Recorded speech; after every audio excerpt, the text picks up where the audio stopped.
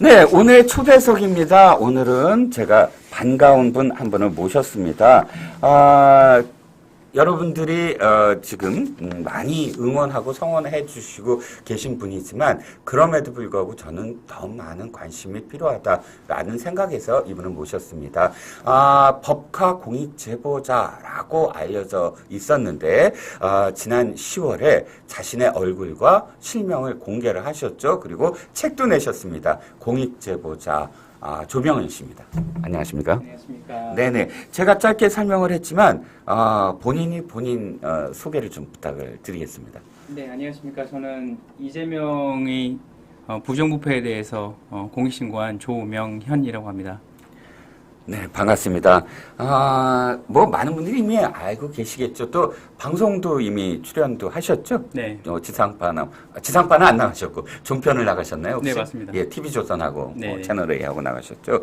자, 반갑습니다. 책부터 제가 좀 말씀을 드릴게요.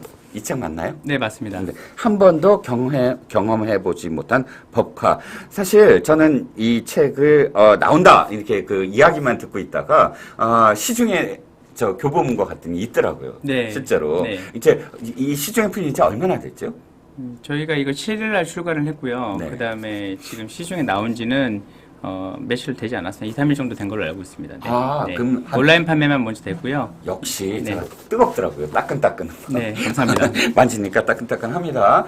반응은 좀 어떤가요? 사실 제가 이 반응에 대해서 제가 알 방법이 없어서 네. 네. 지금은 반응에 대해서는 나온 지도 얼마 안 됐고 그래서 네. 반응은 어떻게 읽어봐 주셨는지 아직은 잘 모르고 있습니다. 네. 그 반응을 듣기시라고 제가 초대를 했어요. 이제 오늘 이렇게 오늘 인터뷰가 끝나면 아마도 따끈따끈한 댓글이 쭉 달릴 거거든요. 댓글 한번 보시면 될 것 같고요. 자, 다시 이제 책 얘기를 한번 해보겠습니다. 네네. 한 번도 경험해보지 못한 법카라는 제목은 본인이 지으셨나요? 이 책 제목은 출판사 쪽하고 이야기하고 제가 협의해서 짓게 됐습니다. 어떤 의미를 담고 있나요? 뭐 지금 이게 뭐 상상도 할 수 없었던 이재명 부부의 법카 사용법에 대해서 제가 이거 상징적으로 내용을 제목을 정하고 그 다음에 책 내용에 대해서는 이재명 대표의 법카 사용이나 아니면 김혜경 씨 잘못했던 부분들, 그 다음에 세금 유용 횡령했던 부분, 그 다음에 불법 의전을 해서 사익을 취한 부분에 대해서 제가 이 부분에 대해서 내용을 썼고, 그 다음에 마지막으로 제가 살고 있는 지금 공익제보자의 삶에 대해서 내용을 같이 담았습니다. 네. 네. 좀 이제 구체적인 내용은 좀 이따가 또 다시 여쭤보기로 하고요. 모두에 제가 이런 말씀을 드렸지만, 사실 좀 더 응원이 필요하다 이 말씀을 드린 게, 공익신고자로서 우리나라에서 살아간다는 게 참 얼마나 고난의 길이었나라는 걸 사실 조명헌 씨 기사를 보면서 늘 느끼게 되거든요. 네. 실질적으로 법카 전용과 관련돼서 2021년에 폭로를 하셨잖아요. 네, 맞습니다. 그 이후의 삶이 어떻게 달라졌습니까? 저는 이 내용에 대해서 저희가 1차 제보를 하고 나서도 네. 현재까지 제 현재 진행형이고요. 네. 삶이 어떻게 변했냐 그러면 그 이후에는 제가 일상적인 생활은 당연히 할 수 없는 상황이고, 여러 가지 내용에 대해서 뭐 말씀을 언론 통해서 그때 당시 많이 드렸었고, 그 다음에 수사기관에 제가 얘기를 해서 이걸 이거 내용에 대해서 진술도 하고 했는데 아직까지도 진행되고 있는 상태입니다. 제가 할 수 있는 거는 아직은 뭐 이렇게 나와서 이 내용에 대해서 알리는 것만 제가 할 수 있고요. 나머지 일상생활은 지금 전혀 불가능한 상태입니다. 네. 네. 가장 힘든 부분이 어떤 부분인가요? 일상생활의 파괴는 뭐 무조건 다 힘듭니다. 하지만 네. 이거는 정말 아니다. 내가 왜 사실 이런 선택을 해서 여기까지 됐을까라는 생각이 들 정도의 정말 힘들었던 부분들. 초반에는 제가 이제 가장으로서 역할을 전혀 못하니까 네, 아내와 부모님, 양가 부모님한테 죄송스러운 게 제일 컸고요. 지금은 그럼에도 불구하고 제가 이 내용에 대해서 얘기를 했는데도 불구하고 여전히 그 이재명 당대표는 활동을 하고 있고 법적인 책임을 지지 않는 상황에서 우리나라가 상식적으로 돌아가지 않는 부분이 제일 힘들고 속상합니다. 네. 공개적으로 실명을 공개하시기 전에도 어떤 그러니까 이재명 당대표의 지지자들의 뭐 협박이라든지 이런 것들이 이어졌나요? 구체적으로 저한테 협박을 직접적으로 하진 않았고요. 1차 제보했을 때 측근들한테 연락을 받았습니다. 그리고 네. 제보하고 나서 이제 언론 통해서 나오는 내용에다가 악성 댓글을 처음에 많이 달아서 그 내용을 보고 저도 마찬가지고 아내 그다음에 부모님들 상처를 좀 많이 받았죠. 네. 네. 그 측근들이 연락이 왔다. 이 부분에서 제가 기억에 남는 게 전화를 했다. 수행비서였던 사람이 전화를 했다. 그 기사가 기억에 남거든요. 네. 실질적으로 전화를 받으셨나요? 그때 당시에 제가 전화는 받지 않았습니다. 일부러 제보하고 나서는 연락을 제가 일부러 받진 않았고요. 네. 연락을 안 받았더니 이제 모르는 번호로 처음에 연락을 왔었더라고요. 네. 그런데 연락을 안 받으니까 다음에 이제 문자를 받아가지고 네. 문자 어떤 문자 내용이었죠? 문자 내용은 이제 오랜만에 자기가 누구라고 밝히면서 네. 그거에 대해서 이제 통화를 하고 싶다 식으로 얘기를 저한테 했었고요. 그다음에 그걸 제가 다시 언론에 제보를 했어요. 네. 제보하고 나서는 장문으로 저한테 얘기를 하더라고요. 그거에 대해서 자기 생각에는 조금 제 상황에 대해서 단순히 얘기를 하고 싶어서 연락을 했다는 식으로 얘기를 했지만 뭐 그게 저한테는 뭐 쉬운 내용은 아니었으니까 연락한다는 것 자체가요. 네. 연락을 한 7년 정도를 안 하고 있다가 갑자기 제보하고 나서 연락한 거니까. 그러니까 네. 7년 전에는 그 사람과 어찌됐든 같은 성남시에서 마주친 적은 있었나요? 네, 일하면서 자주 마주쳤습니다. 자주? 네. 그 사람이 백 씨죠? 네, 맞습니다. 병원 씨 네, 맞죠? 네. 근데 혹시나 노려본 사람이 있었다라는 대목도 있습니다. 기사에. 그러니까 조명은 씨를 노려봤다. 그 사람도 동일 인물인가요? 동일 인물은 아니고요. 네네. 이재명 당대표 측근입니다. 측근 중에 네, 한 사람. 측근 중에 한 다른 사람이고요. 사람이군요. 다른 사람입니다. 네. 네네. 그렇군요. 그러면 다시 이제 이 얘기를 다시 돌아가 보죠. 정말 힘드셨다고 한 순간 이제 그 공익위에 구조금을 신청하셨잖아요. 네, 맞습니다. 근데 그 구조금이 바로 나왔나요? 구조금 신청하고 나서 그 수개월간 지체하고 나서 나왔습니다. 그러니까 원래 제가 알기에는 구조금을 신청했을 때 그 신청을 접수하면 90일인가요? 그 이내로 그 지급을 해야 된다? 이렇게 돼 있는 걸로 알고 있거든요. 저도 긴급 구조금이라고 명칭이 써 있어서 네네. 제가 신청을 했었고요. 나중에 저도 안 사실인데 3개월 안에 그거를 통상적으로는 처리한다고 얘기를 들었는데 그 처리가 되지 않고 3개월 즈음에서 그 연장할 수가 있더라고요. 네. 저한테 통보를 하고 연장할 수 있는데 연장하는 방식만 취했었습니다. 통보를 받으셨어요? 전화를 받았습니다. 네.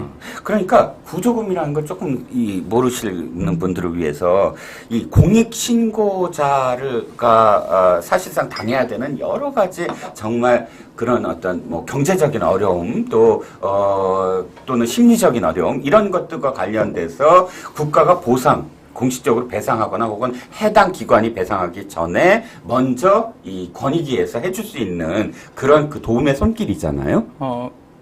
긴급 구조금 저도 신청하면서 제가 알아봤는데 네네. 제가 겪었던 일에 대해서 예를 들어서 실비 정도를 네. 그거를 제가 다시 이제 국가에 청구를 하면 국가에서 그거에 대해서 보상을 좀 해주는 네네. 그 정도. 그러니까 예를 들어서 이사 비용이라든가 어쩔 수 없이 이사 가게 되면 네네. 이사 비용이라든가 아니면 이로 인해서 생기는 뭐 병원비, 진료비 네. 이 정도가 나오는 거고요. 네네. 네, 실질적인 보상의 내용은 아니었습니다. 보상이라기보단 네. 실제 실비 그러니까 네, 맞습니다. 진짜 들어간 어떤 비용들에 대해서 네, 네, 맞습니다. 이렇게 나오는 거군요. 그런데 그것마저도 수개월 만에 네. 했다. 직접 찾아가셨다고요. 뭐 그 과장인가 누군가를 만나서 그러지는 않고요. 예, 예. 찾아간 건 아니고 이제 그때 당시에 제가 이제 다시 2차 제보를 결심하고 네. 언론에 다시 나왔을 때 네. 도와주시는 분이 그 연락을 취하셨었고요. 그거에 대해서 답변은 그때 당시는 확실히 듣지 못했습니다. 진행은 할 거라 다 정도 얘기만 들었었습니다. 그때 당시에는. 진행을 할 거다. 네. 어쨌든 저는 뭐 생각에 이게 정권이 바뀌지 아니했다면 또는 권익위원장이 바뀌지 아니했다면 구조금이 그나마 지급이 됐을까 하는 생각도 들어서요. 제 생각에는 저 공익신고자로 지정됐을 당시에도 네. 제가 한 달 정도를 기다렸는데 통보를 받지 못했어요. 그리고 SNS 통해서 권익위가 답을 단 거를 보고 제가 그걸 확인을 했었거든요. 네. 그렇죠. 공익신고자로 되면 원래는 언론에다가 혹은 먼저 통보도 해야 되고 해야 되는데 이건 그렇지 않았죠, 이번에. 네, 그때 당시에 저에 대해서 관심을 가져주신 분이 네. SNS 통해서 이제 문의를 했고요. 그거에 권익위에서 답변을 달았던 게 제가 공익신고자로 지정이 됐다라는 얘기를 SNS 통해서 제가 봤습니다. 그러니까 전현희 권익위원장 시절의 권익위는 어떻게든 조명현 씨가 공익신고자로 된 것조차도 세상에 알리지 않으려고 했다. 이렇게 제가 여겨지거든요. 저 그때 당시에도 그렇고 지금도 생각하면 굉장히 속상한 부분이죠. 저한테는 절실한 부분이었었는데 네. 그거에 대해서 알려주셨으면 하는 바람이었고 당연히 알려줄 거라고 저는 기대를 했었거든요. 네. 그렇죠. 뭐 공익신고자가 아니더라도 어떤 기관에 내가 민원을 제기를 하더라도 당사자 우선주의잖아요. 당사자에게 그것을 통보를 해줘야 되잖아요. 네, 뭐 문자도 있고 여러 가지 방법이 있었을 텐데 네. 저는 전혀 그런 내용을 처음에는 듣지 못했습니다. 네. 자, 사람들이, 그러니까 이 시청자분들이나 딱 궁금해하는 게 이겁니다. 지금 조명현 씨가 어떤 분이냐. 예를 들어서 폭로 이전에 뭐 한 일반인이었잖아요. 네. 그러니까 그 일반인인 그 조명현 씨를 되게 궁금합니다. 저도 마찬가지고요. 자, 성남시의 공무원이셨잖아요. 어떤 계기로 성남시에 들어가셨나요? 성남시 공무원은 아니었었고요. 네. 성남시에서 출연한 재단에서 제가 15년 정도 근무를 했었습니다. 15년이나? 네, 네. 그러면 15년이나 한다면 이재명 성남시장이 시장 되기 전인가요? 네, 그 전에부터 제가 근무를 하기 시작해서 그러니까 이재명 시장과 관련 없이 성남의 산하기관에 계셨군요. 네, 산하기관에서 제가 근무를 했었습니다. 네, 그게 이제 성남문화재단인가요? 맞습니다. 성남문화재단. 그게 이제 성남 뭐 아트홀이라든지 이런 공연이라든지 이런 것들을 관장하는 네, 네, 위탁 운영하고 위탁운영하는 있습니다. 곳. 네. 그러니까 원래 전공은 어떻게 되셨죠? 저 근무를 하면서 네. 이제 전공을 이쪽에 그 문화예술 쪽에 제가 필요하다고 해서 대학도 다시 이제 편입을 하고 네. 대학원까지 석사도 마쳤습니다. 네. 그러면 그 일은 굉장히 전문적인 그런 영역이었겠네요. 네, 그렇죠? 네 맞습니다. 그러면 그렇게 그 뭐 이재명 지사와 무관하게 성남시의 산하기관에서 근무하셨던 분입니다. 그런데 경기도 7급 공무원으로 가시게 된 어떤 계기는 어떻게 되죠? 당시에 제가 일했던 것 중에 하나가 공연장 운영도 있었지만 공연장 운영 청구라는 것도 있었고 일부 업무 중에 하나가 의전 업무도 있어서 네. 그때 당시에 제가 이재명 전 시장과 그다음에 여기 관련된 분들을 제가 일하면서 제가 알게 돼서 네. 제가 15년 근무하고 잠깐 쉬는 사이에 이제 배소연 씨한테 연락이 와서 정확한 워딩은 사모님 모시는 일을 같이 해보자라는 제안을 받고 네. 제가 경기도청으로 들어가게 됐습니다. 자, 저는 그 대목이 가장 중요한 또 대목일 것 같아요. 경기도 지사에 대한 의전이 아니라 경기도 지사 부인에 대해서 모신다라고 배소연 씨가 표현을 했는데 그러면 실질적으로 경기도 공무원법에 이렇게 의해서 지사 부인과 관련돼서도 공무원이 정식으로 어떤 의전을 하는 업무가 있습니까? 제가 제보하고 나서는 이게 불법인 거를 나중에 알게 됐고요. 초반에 제가 이거에 대해서 인지를 전혀 할 수가 없었던 게 네. 성남시장 시절부터 시작해서 계속 김혜경 씨는 관용차를 타고 오고 배소연 씨의 의전을 받고 그 다음에 운전하시는 공무원분이 따로 계시고 네. 그렇게 일상적으로 오셨고요. 그거에 대해서 저희 회사 간부들이나 아니면 당연히 오는 공무원들조차도 누구 하나 의전받고 그렇게 하는 거에 대해서 문제 제기를 하지 않았거든요. 네. 그래서 저는 그때 당시엔 저는 그걸 공식적 업무로 인지하고 있었습니다. 성남시에서 이렇게부터 네, 그때부터 계속 그렇게 왔습니다. 배소연 씨가 의전하고 이런 것들을 네, 맞습니다. 지켜보면서 이건 너무 당연한 일이구나. 네, 이건 맞습니다. 불법적인 일이 아니구나. 네. 불법이라고 생각하시게 된 계기가 있나요, 그러면? 경기도지사 비서실로 들어간 다음에 퇴직하고 나서 네. 한 달 정도는 일을 계속 같이 봐줬고요.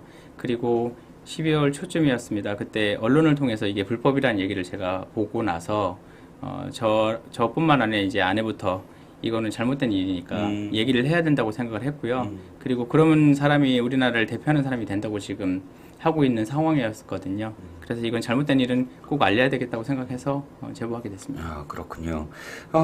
물론 모르셨을 겁니다. 제가 느끼기에도 너무 당연한 거 아니냐라고 하셨을 텐데, 그런데 이걸 여쭤볼 수가 있을까? 제가 늘 지금 이 질문이 정말 또 상처를 드릴까봐 좀 걱정이 되긴 하는데, 이런 거지요. 그래도 공무원인데, 그러니까 예를 들어 경기도의 공무원인데, 지금 하셨다는 일들은 사실상 가사도우미 같아요. 뭐 도지사의 속옷을 정리를 해서 빨래를 담당을 했다. 기사는 이렇게 됐는데 실제로 그런 일을 하셨습니까? 네, 언론에 보도된 대로 제가 그 업무라고 말씀드리기도 그런데 네네. 그 일까지 제가 했었고요. 성남시뿐만 아니라 경기도 왔을 때도 네.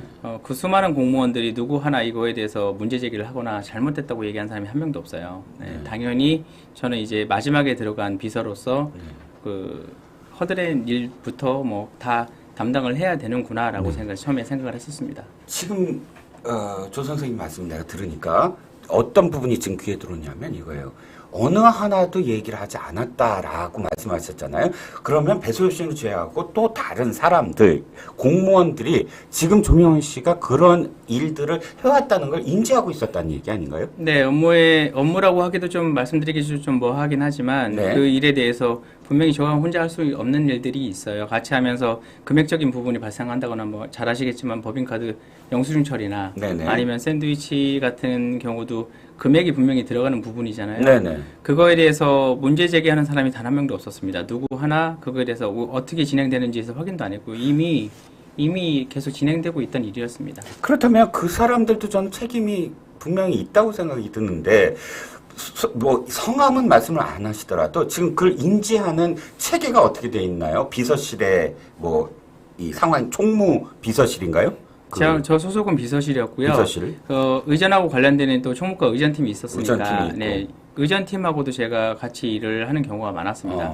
근데 그 부분에 대해서 누구 하나 뭐 잘못됐다고 얘기를 하지 않으니까. 근데 이게 제가 2차 제보를 한 이유 중에 하나거든요. 내용이나 이런 것들을 보면은 공무원의 그 금액을 쓰는 부분에 대해서는 굉장히 철저해야 되잖아요. 감사도 그렇죠. 받고 잘못하면 그렇죠. 파면도 될 수 있는 네네, 문제인데 네. 장기간 동안 지속적으로 조직적으로 했는데도 불구하고 누구 하나 이거에 대해서 얘기를 안 하고 저는 영수증만 갖다 주면 다 처리가 되는 상황이었거든요. 네. 그러면 각과 공무원들이 뭐 나중에 언론을 통해서 봤는데 한 개 과에서 이 비용을 충당한 게 아니고 여러 과에서 충당을 했다고 제가 언론에서 봤거든요. 제보하고 나서. 네네. 근데 그런 분들이 공무원들이 그런 걸 모를 리가 없잖아요. 네. 근데 이재명 당대표의 묵인이나 승인이 없으면 공무원들이 이걸 할 수 있는 상황이 절대 아니라고 생각을 합니다. 네. 네. 본인들의 안위나 아니면 앞날이 걸려 있는 문제인데도 불구하고 네. 누구 하나 문제 삼거나 아니면 그걸 제지하거나 아니면 멈추게 하거나 이런 사람이 전혀 없었습니다. 그러면 다시 여쭤보죠. 제가 이제 이 상황만 말씀을 드리고 그 원희룡 제주도지사하고 그다음에 김원수 경기도지사 물론 전직들입니다. 이 두 사람하고 제가 그러니까 1년 전에 어떤 일 때문에 만나서 이것을 물었어요. 그러니까 당신들의 제주도도 또는 이전에 당신이 했던 경기도도 이런 것들을 해왔느냐. 예를 들자면 당신들 부인을 공무원을 지정을 해서 이렇게 수발을 들게 하는 것이 그 정당화될 수 있느냐. 또는 법인카드가 이런 시스템이 당시에도 그렇게 일반화됐느냐. 물론 자기네들은 아니라고는 할 수 있는 질문을 내가 당연하게 하겠지만 저는 반응을 본 것이거든요. 네. 최소한 어느 정도의 어떤 구멍이 있느냐, 빠져나갈 구멍이 있느냐도 생각을 하고. 근데 너무나 정색을 하는 거예요. 이 두 사람 다. 네. 불가능하다. 일단 가능하지가 않다. 서로 공무원들은 사실상 이 감시 체계가 돼 있다. 그런 이 시스템이 있지 아니하면 경기도 같은 경우 뭐 제주도에 사실 비할 바 아니잖아요. 예산이라든지 전체 규모가. 네. 뭐 그러면 그런 시스템이 없다면 너무나 부정부패가 만연할 거다. 이렇게 대답을 해왔어요. 그래서 이 말씀을 왜 길게 이렇게 말씀을 드리냐면 실제로 그걸 그 현장에서 목도하시고 또 그 집행하셨던 분이니까 그런 것들에 대해서 의전팀이나 혹은 비서실에서 단 한 번도 이런 어떤 의아심이라든지 이런 게 없이 그대로 행한 배경은 무엇이라고 생각을 하세요? 어떤 그런 그 경기도청의 당시 이재명 지사 밑에서의 어떤 분위기? 제가 이제 이런 거 말씀드릴 때 제일 중요하게 생각하는 것 중에 하나가 네. 예측하거나 추측하거나 하는 거는 제가 최대한 안 하려고 그렇죠. 하고 예, 있습니다. 예, 네. 예. 그때 당시에 제가 이런 일을 할 때 뭐 영수증을 갖다 준다거나 아니면 다른 일을 할 때 뭐 언론에도 나왔지만 제 카드로 쓰고 나서 계좌로 받는다든가 깡이죠. 네, 그래. 이런 거에 대해서 전혀 뭐 절차가 어떻게 되는 건지 아니면 이걸 왜 했는지에 대해서 궁금해야 되는 부분이라고 지금 와서 생각하는데 저는 그렇게 하지 않고요. 네. 당연하게 좋습니다. 너무나 당연하게 좋고 그거에 대해서 지금도 말씀드리지만 이재명 당대표가 그거를 승인하지 않으면 과연 이 수많은 공무원들이 이거에 대해서 아무렇지도 않지는 않겠지만 뭐 이거에 대해서 계속 진행이 저는 당연히 불가능할 거라고 생각을 합니다. 근데 지금 계속 진행됐던 분위기였고요. 퇴직할 때까지도 그거에 대해서 누구 하나 문제 삼지는 않았습니다. 네. 네. 또 한 가지 제가 궁금한 게요. 배소연 씨가 출퇴근을 어디로 했느냐? 또 조명현 씨도 어디로 했느냐가 궁금해요. 배소연 씨 같은 경우는 거의 뭐 성남시에 출근을 안 했다. 그냥 거의 사저로 출퇴근을 했다. 이런 식의 이야기들이 돌았었거든요. 그리고 그러니까 사무실도 그 책상도 없었다. 심지어 이런 이야기들이 있었습니다. 실제로 그랬나요? 성남시장 시절은 제가 시청에서 근무를 안 했기 때문에 네. 잘 모르겠는데 네. 경기도청 시절에는 배소연 씨 자리는 분명히 있었고요. 예, 예. 출근을 늦게 했다가 자리에 거의 있는 경우가 없고 저 같은 경우는 매일 출근을 해야 했습니다. 매일 출근했다가 거기서 관용차를 제가 갖고 업무를 보고 다시 퇴근해야 되니까 저는 매일 출근했었고 배소연 씨는 출근에 대해서는 제가 근태를 제가 관리하진 않으니까. 그렇죠, 그렇죠. 네네. 그리고 사무실도 저랑 같이 쓴 게 아니고 칸막이 하나 사이로 다른 사무실을 쓰고 있었거든요. 그리고 일반적으로 제가 내용에 대해서는 텔레그램이나 아니면 전화 통해서 제가 그거를 내용을 받았기 때문에 사무실로 가서 뭐 업무 지시를 받는 경우는 거의 없어서 그거에 대해서 제가 근태를 어떻게 하는지 그런 걸 제가 확인하지는 않았습니다. 네. 다른 사무실이 무슨 뜻이죠? 같은 그런 소속이 아니었나요? 저는 비서실 소속이었고요. 비서실에 책상 놓는 자리가 없어서 3층에 다른 사무실에 제 자리만 다른 분들하고 같이 근무를 했었고 배소연 씨도 마찬가지로 그 3층 원래는 총무과 소속으로 돼 있는데 3층에 그러니까 저랑 칸막이 하나 사이를 두고 다른 사무실에서 근무를 했었습니다. 예, 왜 여쭤보냐면 직속 그 상관 아닙니까, 배소연 씨가? 네, 맞습니다. 그러니까 업무와 관련된 그런 그 조직도가 네. 배소연 씨와 그 밑에 조명현 씨가 있어야 되는데 다른 사무실이라고 말씀하셔서 혹시나 과가 네네. 다른데도 불구하고 그런 이런 이 지시 체계가 이루어졌는지를 여쭤봅니다. 배소연 씨하고 둘만 제가 이제 흔히 말하는 저희 내부에서 얘기하는 사모님 팀이었고요. 그 다음에 배소연 씨 같은 경우는 그때 당시 배소연 씨가 저한테 했던 얘기는 비서실에 자리가 TO가 없어서 총무과로 들어왔다고 그렇게만 얘기를 했었습니다. 그러니까 이게 무슨 체계가 있어서 무슨 예를 들어서 비서실에 도지사 부임팀이 공식적으로 있을 수가 없으니까 편법이었군요. 예를 들어 팀을 과난 이런 게 중요한 게 아니라 일단 들어오게 하고 그 다음에 이 편법으로 사무님 팀이라고 불리면서 지시를 받게끔 했다. 네, 이렇게 이해를 했지? 수행팀에서는 저를 사모님 팀으로 저희를 불렀으니까 배소연 씨랑 저 예. 네, 그렇게 호칭을 했었습니다. 그렇군요. 참 이불을 챙기시고 옷들을 챙기시고 약을 챙기시고 이런 지시를 처음에 받았을 때 당연하게 느끼셨나요? 말씀드린 대로 저는 이제 업무의 연장으로 들었고 제가 비서실에 근무해 본 적이 그때가 처음이라서 네, 단순하게 이제 의아해는 했는데 배소연 씨가 질문이나 아니면 내용에 대해서 전혀 물어보지 못하게 했었고요. 그리고 처음에 저한테 자주 했던 얘기는 비서 트레이닝이라고 얘기를 했었으니까. 비서 트레이닝이다? 네, 그리고 그 부분에 대해서 질문 이런 거 전혀 하지 못하게 했었던 상태여서 저는 아까 말씀드린 대로 그냥 단순하게 처음에 제가 마지막에 들어간 비서니까 이런 일도 포함해서 이제 허던 일도 같이 해야 된다라고 생각을 처음에 그렇게 했었습니다. 네. 이것도 추측이지만 뭐 추측이니까 대답 안 하셔도 되지만 이전에 근무하신 분 똑같은 일을 하셨을 거잖아요. 네, 그 부분에 대해서 중간에 그 일에 대해서 이제 배수원 씨가 전임자한테 확인을 하라고 해서 몇 번 전화를 했었고요. 그 내용에 대해서 저한테 얘기하고 설명한 걸 보니까 당연히 뭐 같은 계속 일을 이어져 왔다고 생각합니다. 그분은 얼만큼 근무하다 나갔습니까? 그 부분에 대해서는 제가 전혀 알지는 알지 못합니다. 못하고. 네. 예. 그분은 물론 대답 안 하셔도 되는데 그분은 업무 인계잖아요. 전화를 했을 때 모르니까 전화를 하셨을 네, 때고 맞습니다. 업무 인계를 하셨을 때 혹시 어떤 뭐 어려움 뭐 이런 거에 대해서 전혀 말씀을 안 전혀 하셨나요? 그런 내용에 대해서는 얘기는 안 하고요. 제가 그 업무라고 질문을 하면 그 내용에 대해서 말씀만 답을 했다. 원래는 나왔다시피 대리 처방 뭐 이런 거에 대해서 질문을 했을 때도 방법적으로 얘기를 했었지 그거에 대해서 이게 맞는지 틀리는지 그런 얘기는 전혀 없었습니다. 네. 네. 의전이라는 것이 사실 그 기관이라든지 이런 곳에서 가장 중요하죠. 뭐 대통령도 역시 의전이 가장 중요하다고 얘기하지 않습니까? 외교 관계에서 정상회담의 반은 의전이다 이렇게 표현할 정도로 의전이라는 건 사실은 공식적인 어떤 업무라고 생각을 합니다. 그런데 의전이라고 이름을 짓고 사모님 의전이라고 해서 들어가셨는데 문제는 지금 말씀드렸듯이 완전히 무슨 이런 어떤 사적인 모든 사생활에 대한 그런 도움을 실질적으로 행해야 됐다라고 지금 결과적으로 나왔습니다. 그러면 좀 껄끄러운 질문일 수도 있어요. 그것을 아무리 이게 이런 일이 원래 있었구나라고 생각이 들었어도 배소연 씨가 그렇다고 질문도 하지 마라.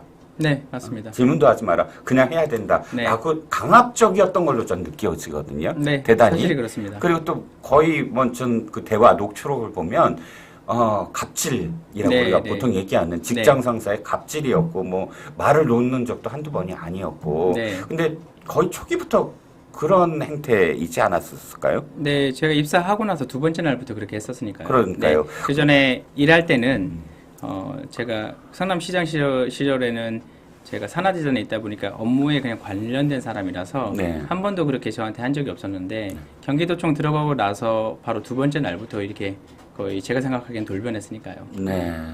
그러면 제가 껄끄러운 질문일지도 모릅니다라는 전제가 이것 때문에 했습니다.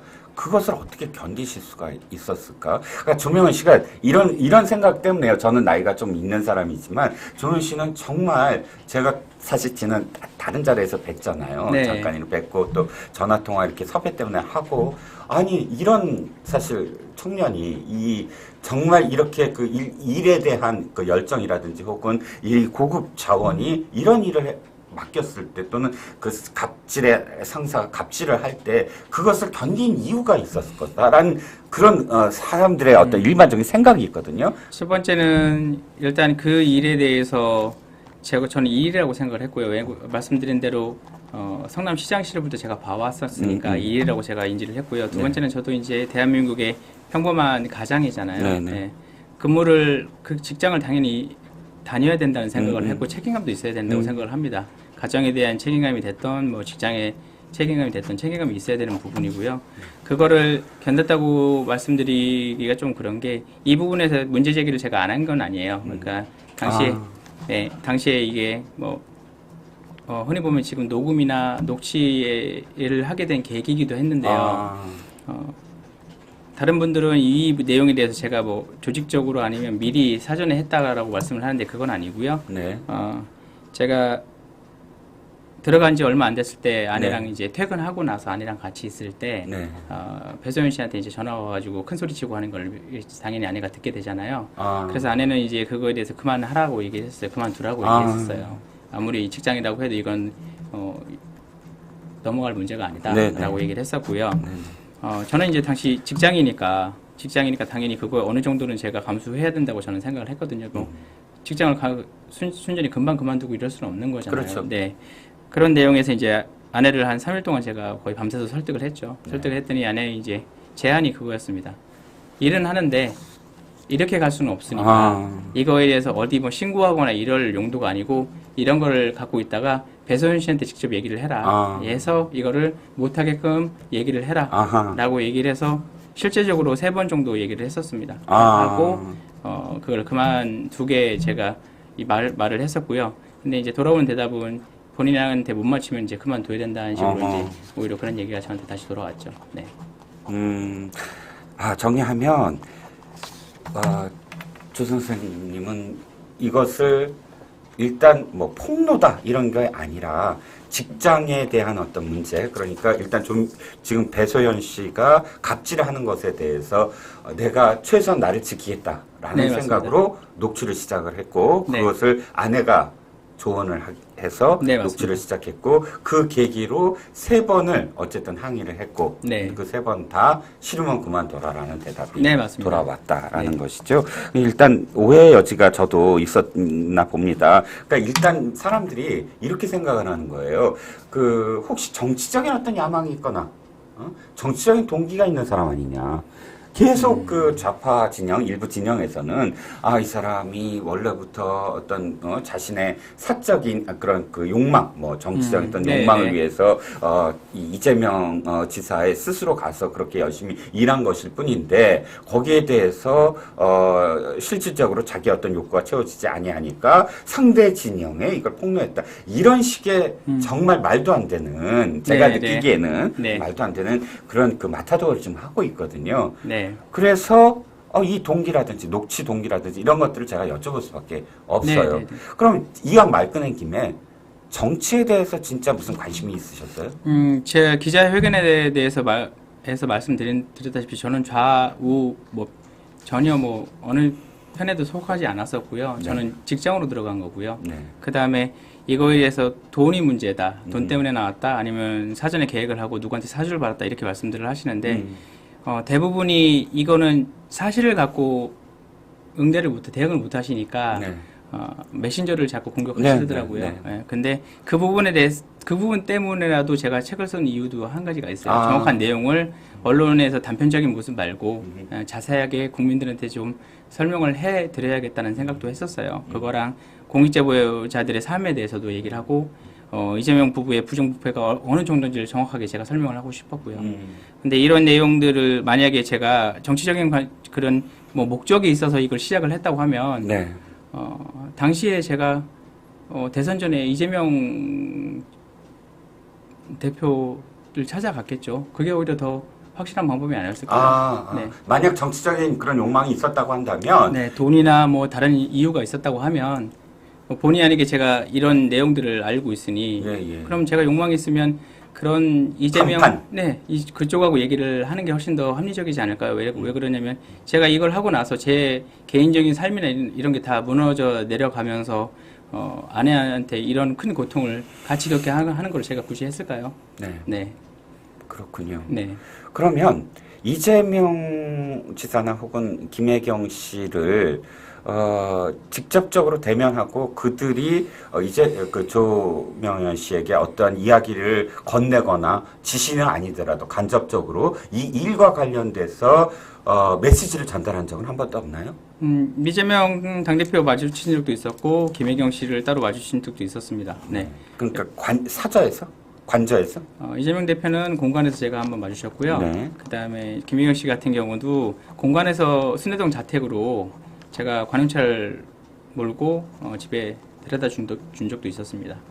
그러면 그 사람들이 마주쳤을 때 모르면 궁금하잖아요. 당신 누구냐? 라든지 자기가 지시를 안 내렸으면 뭐 배소연 씨한테는 내렸다고 치더라도 궁금해해야 되지 않을까요? 전혀 모르는 공무원이라고 들어와서 자기의 사적인 공간이라는 건 들어와서 있는데 아무런 그 궁금함이 없었나요? 뭐 이재명 책에도 제가 언급을 했었는데 이재명 당대표 같은 경우는 언제 들어왔는지를 오히려 궁금해했었고요. 언제 입사? 오히려 그걸 궁금해했었고요. 그거에서 왜 들어왔는지 누군지에 대해서는 전혀 물어보지 않았습니다. 당연히 저를 알고 있었으니까요. 제 이름까지 다 알고 있었는 상황이었고요. 인사를 나누지도 않았는데 이름을 알고 있었다는 건가요? 제가 채용된 자체도 채용권자가 당연히 이재명 지사가 모르면 할 수 없는 부분이라고 생각을 하고요. 예. 그다음에 제가 채용됐을 때 뭐 면접을 본다거나 이런 내용이 전혀 없었습니다. 배소연 씨한테 제가 이메일로 매일 그 이력서 하나만 보냈고요. 다음에 연락 받은 거는 채용 서류들 갖고 오라는 것만 얘기 듣고 바로 출근했거든요. 그 제가 이상하다. 별정직이더라도 어공이라고 하잖아요. 네, 어쩌다 맞습니다. 공무원, 뭐 네, 네. 늘공은 원래 이제 시험 봐서 뭐 공채로 이렇게 들어가는 게 그러니까 이 공무원 시험을 본 거고. 근데 어쩌다 공무원도 사실은 절차가 있거든요. 네. 나중에 그것이 문제가 되니까 네. 소정의 어떤 절차가 분명히 있습니다. 네. 제가 알기에는 네, 네. 더군다나 7급이면 낮은 급수는 아니거든요. 네. 그런데 서류 하나로 그냥 채용이 되셨다고요? 네, 그래서 제가 네. 이 모든 거를 이재명 당대표가 모를 수가 없다고 생각을 합니다. 네. 당연히 이 부분에서 채용을 하는 뭐 공무원들도 담당 공무원들도 마찬가지고요. 네. 문제 소지가 있는 건 분명히 본인들도 알고 있는데 무리하게 추진을 한 걸 보면 네. 당연히 이재명 당대표가 알고서 그거를 승인했다고 생각을 합니다. 저는. 네. 그렇군요. 지금 들어와 계신 분들 댓글을 좀 읽어드려야 될 것 같아요. YJY님, 조명은 씨 힘내세요. 응원합니다. 하고 응원의 박수 이모티콘을 보내주셨고요. 또 최현규님, 조명현 씨 힘내세요. 저도 책을 사서 잘 보고 있습니다. 많은 분들이 어쨌든 뭐 이렇게 응원을 하고 계십니다. 제가 조금 옛날에 좀 그런 기억들을 자꾸 되살리게 해서 좀 죄송하긴 한데, 뭐 그럼에도 불구하고 어쨌든 책에도 많은 내용을 또 쓰셨으니까 또 네. 공개를 하셨으니까 또 이렇게 계속 말씀을 드려볼 수밖에 없습니다. 또 실제로 저도 뭐 궁금했으니까요. 자, 지금까지가 첫 번째 문제였습니다. 즉, 2021년 폭로를 하고 그 이후에 많은 일들이 있었고, 그런데 중요한 건 계기가 한 번 더 생겨요. 모멘텀이. 네. 지난 10월 달에 네, 네. 2차 신고를 합니다. 그리고 본인이 직접 나섭니다. 네, 맞습니다. 그리고 처음으로 이재명이라는 이름을 거론을 하면서 직격을 하셨습니다. 네. 계기는 뭔가요? 저는 1차 제보할 당시에 뭐 아시겠지만 전혀 얼굴이나 이런 걸 이제 비공개로 했었습니다. 예. 보호 받으셔야 됐겠죠. 네. 그래서 그때 당시에 제가 수사기관에 제가 가진 자료를 다 제공을 하고 참고인으로서 증언도 하고 보험까지 가서 증언을 했었는데 당연히 우리나라 시스템적으로 아니면 법적으로 이게 책임을 질 거라고 저는 기대를 하고 있었고요. 생각을 하고 있었는데 지금까지 계속 이재명 당대표는 국회의원이 되고 당대표가 되고 인재위원장까지 하는 걸 보면서 제가 나설 수밖에 없는 자꾸 상황이 되더라고요. 국감에 가서 이 내용에 대해서 제가 제의가 들어왔을 때도 되게 고민을 했었어요. 근데 그마저도 이재명 당대표가 무산시킨 거니까. 네. 그 다음에 제가 얼굴을 드러내고 나올 수밖에 없는 상황이 자꾸 되는 거니까. 네. 저도 뭐 나오는 거에 대해서 부담이 엄청납니다. 네. 근데 할 수 있는 방법이 없으니까 네. 제가 할 수 있는 안에서 일단 우리나라가 상식적인 나라가 돼야 되잖아요. 네. 예, 그래서 미약한 힘이지만 제가 할 수 있는 거를 지금 최선을 다하고 있습니다. 네. 이재명 당대표가 모를 수가 없다. 이재명 당대표가 지금 이것을 책임져야 된다라고 목소리를 높이시면서 지금 폭로를 계속하고 계십니다.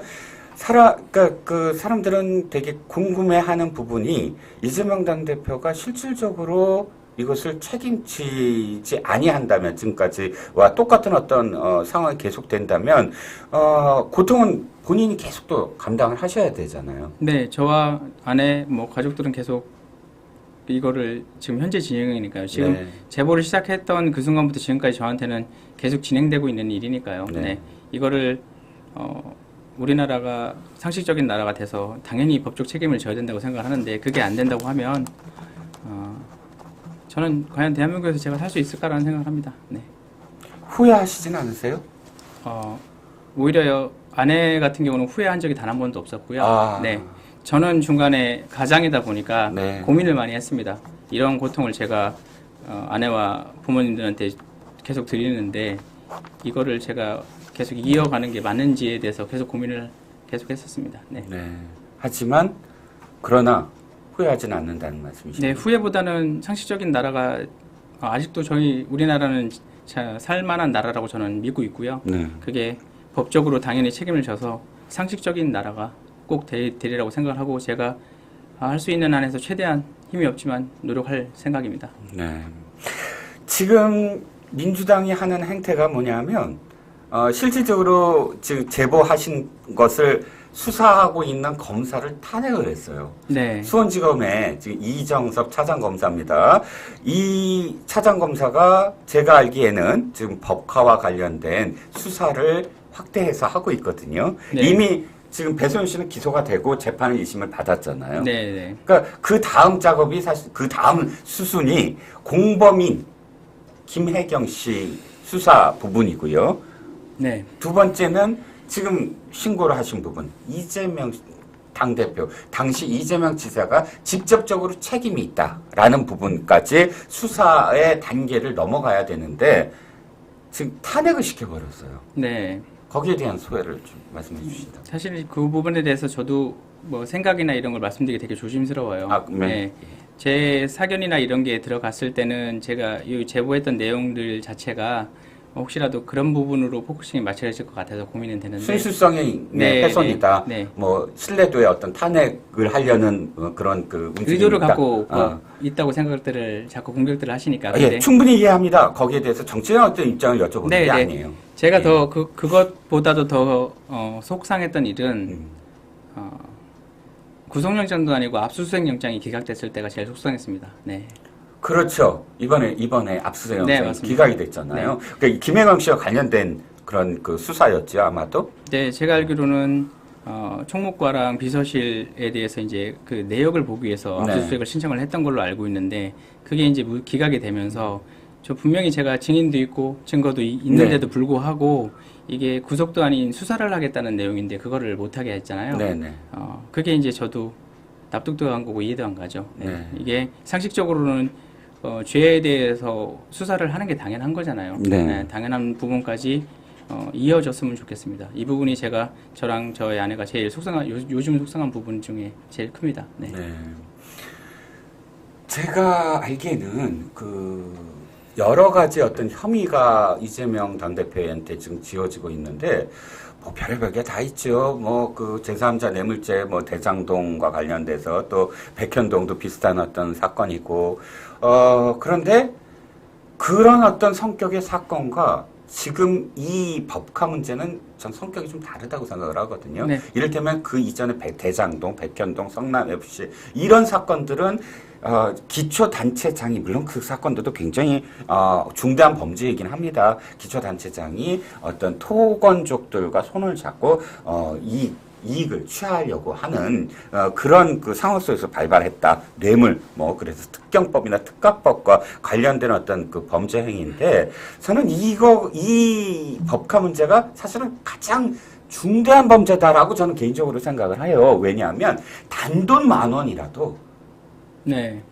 지자체장이 그것을 하나의 어떤 도덕적 부끄러움 없이 전용을 했다라는 마인드가 저는 정말 중대한 범죄라고 생각을 하고 네. 실질적으로 이 형량을 따졌을 때 국고 손실죄라는 게 네. 어마어마한 범죄거든요. 네. 그건 액수에 따라서 진짜 무기까지 나올 수 있는 왜냐하면 그런 기강이 없으면 민주주의가 성립이 되지 않거든요. 네. 그러니까 민주주의라는 건 다른 게 아니라 뭐 1인 1표제 이런 것만이 아니라 우리가 믿고 맡기는 국무원들에게 우리의 어떤 세금을 믿고 맡기고 공무원들의 어떤 그 공권력에 대해서 우리가 수용하는 이유가 바로 그들이 단돈 10,000원이라도 허투루 우리의 세금을 쓰지 않고 그런 마인드가 있다라는 것을 믿기 때문인데 네. 지금 이재명이 보여주는 건 저는 국고손실의 액수의 문제만이 아니라 액수도 어마어마하죠. 왜냐하면 배소연 씨를 사적으로 지금 유용한 거죠. 배소연 씨의 월급 자체가 그것 자체가 네. 이제 국고손실이고 또 법카 지금 고발하신 내용들도 수천만 원에 가까우니까요. 그것들을 다 포함을 하면 액수는 뭐 5억 이상으로 지금 기본적으로 5억 이상으로 나올 것 같은데 다만 저는 마인드예요. 마인드. 그러니까 가장 지금 드러난 게 배소연 씨 재판 이 첫 번째 드러난 거잖아요. 네, 그 네. 법카 액수 87,000원 운운하는 그 87,000원밖에 되지 않았다라고 주장하는데 87,000원도 아닐 뿐더러 네. 그 액수에 대해서나 혹은 행위에 대해서 이자들이 하는 건 뭐냐면 이게 왜 문제냐는 거예요. 저도 그 부분이 제일 속상한 부분 중에 하나인데 말씀 주신 대로 이게 이재명 당대표도 얘기했었잖아요. 사적 이익을 이론으로 자기가 취했으면 모든 거를 다 그만두겠다고 대선 당시에도 직접적으로 얘기를 했었잖아요. 그런데 사적으로 지금 모든 거를 본인이 쓴 거거든요. 세금을 횡령한 거잖아요. 그 횡령에 대해서 전혀 죄책감이나 그런 게 없이 이렇게 뻔뻔하게 활동하는 걸 보면서 제가 느끼기에도 이거는 분명히 잘못된 일이라고 생각하고요. 대장동이나 다른 그 부분에 대해서는 제가 잘 모르는 부분이니까 제가 직접적으로 겪었던 일만 가지고 지금 말씀을 드리는 거고 증거가 있는 내용만 갖고 말씀을 드리는 이유가 잘못된 부분에 대해서 대장동이나 이런 부분에 대해서 당연히 뭐 책임을 지셔야겠지만 잘못됐다고 한다면 근데 이거는 제가 정확하게 알고 있는 거니까 이 부분에 대해서 정확히 책임을 제가 지게 제 힘을 다 해야 된다고 생각을 합니다. 잘못된 거니까요. 사적 이익을 계속 취하면은 잘못된 거죠. 특히 공직자가. 자, 오늘 이제 조금 일찍 시작해서 제가 부탁드린 시간보다 굉장히 장시간인데 또 제가 조금 어렵게 이렇게 질문한 내용도 또 담담하게 대답을 해주시고 해서 여러 가지로 고맙습니다. 시간 또 내주신 것도 있고요. 자, 제가 이제 좀 정리를 해가는 입장에서 드리고 싶은 질문은 조명현 씨의 꿈은 뭔가요? 굉장히 모호하죠? 지금 사실 굉장히 힘들 것 같습니다. 저도. 그런데 이 사태가 어디까지 만약에 돌아오면 하는 어떤 꿈과 함께 그 다음 꿈, 일반 그냥 젊은 청년이시잖아요. 그 다음에 무엇을 어떻게 하겠다라는 그런 플랜이 있으신가요? 제가 지금 겪고 있는 일이 일반적인 상황은 아니잖아요. 그래서 지금 앞으로 어떻게 될지 예측이나 예상이 전혀 되지 않습니다. 그래서 저는 하루하루 지금 벌어지는 일에 대해서 최선을 다하고 있고요. 그 다음에 앞으로 어떻게 되겠다. 이 일이 언제 끝날지도 제가 장담이 안 되니까 그런 것 자체는 제가 생각을 하지 못하는 상태고요. 단지 여러 차례 제가 말씀드렸다시피 아직도 살만한 우리나라가 상식적인 나라가 되는데 제가 조금이나마 힘을 보탤 수 있으면 포기하지 않고 최선을 다할 생각입니다. 절대로 주저앉거나 그만두지 않고요. 이재명 당대표나 죄 지은 사람이 법적으로 책임을 지는 거를 제가 꼭 제 작은 힘이나마 보태서 그런 나라가 되기 위해서 제가 노력을 할 겁니다. 진짜 끝으로 오늘 말씀 들은 것도 그렇고 제가 이제 조명현 씨의 기사를 지금까지 다 찾아보고 읽어본 것도 그렇고 가장 큰 그런 진짜 후원자, 동반자가 아내분이신 것 같아요. 맞습니다. 아내분에 대한 어떤 고마움을 좀 짧게라도. 지금까지 단 한 번도 흔들림이 없었습니다. 저희 아내는 고민이나 힘들 때, 생계가 힘들 때부터 시작해서 제가 일할 때도 마찬가지고 전혀 흔들림 없이 잘못된 일은 얘기해야 된다고 지금까지 얘기하는 사람이라서 늘 미안하고 고마운 생각을 갖고 있습니다. 그리고 여러 가지 일이 벌어지고 나서도 상황이 전혀 흔들리지 않고 이 내용에 대해서 저보다 굳건하게 가는 사람이니까요. 미안하고 고맙고 늘 그렇게 생각을 하고 있습니다. 감사합니다. 전 사실 오늘 제가 첫 방송이고 또 첫 방송에 상당히 좀 공을 들이고 싶었어요. 그 공이 그래서 그런 어떤 생각으로 조명현 씨를 제일 먼저 떠올렸습니다. 이유는 한 가지죠. 사실 제가 감사해야죠. 이유는 한 가지죠. 조명현 씨가 지금 마지막에도 말씀을 하셨지만 고통스럽고 고난이 계속되더라도 내가 옳다고 생각하는 부분을 끝까지 가겠다.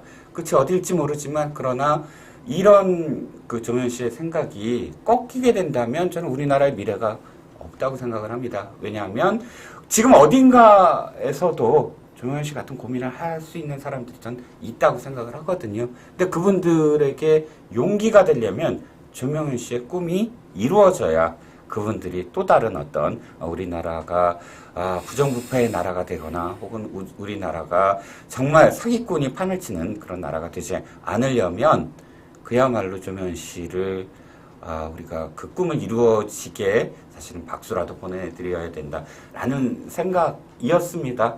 그래서 제가 다시 한번 지금 시청자분들께 정말 응원하시려면 이 책입니다.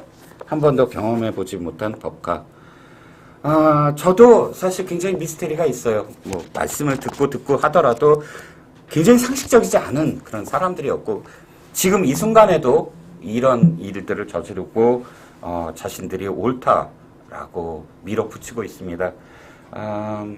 두 가지예요. 조명훈 씨를 응원하는 것만이 아니라 이 땅의 공익신고자를 계속 존속하게 만들어야 된다. 그래서 이 나라가 정말 정상적인 어떤 사람들의 나라로서 서로 공유해야 된다. 그리고 계속 이어져야 된다라고 생각하신다면, 많은 분들이 이미 사셨겠지만 또 권해주세요. 이 책을 권해주시고, 이 책을 사실상 많은 분들이 읽게끔 만들어야만 우리가 꿈꾸는 나라가 된다라는 생각에서 사실 초대도 했고, 책에 대해서 이렇게 오랜 시간 동안 공을 들여서 말씀을 드립니다. 시청해 주셔서 감사하고요. 제 클로징 멘트는 조금 이따 하고요. 오늘 진짜 와주셔서 진짜 감사합니다. 네네, 찾아주셔서 감사합니다. 네. 네.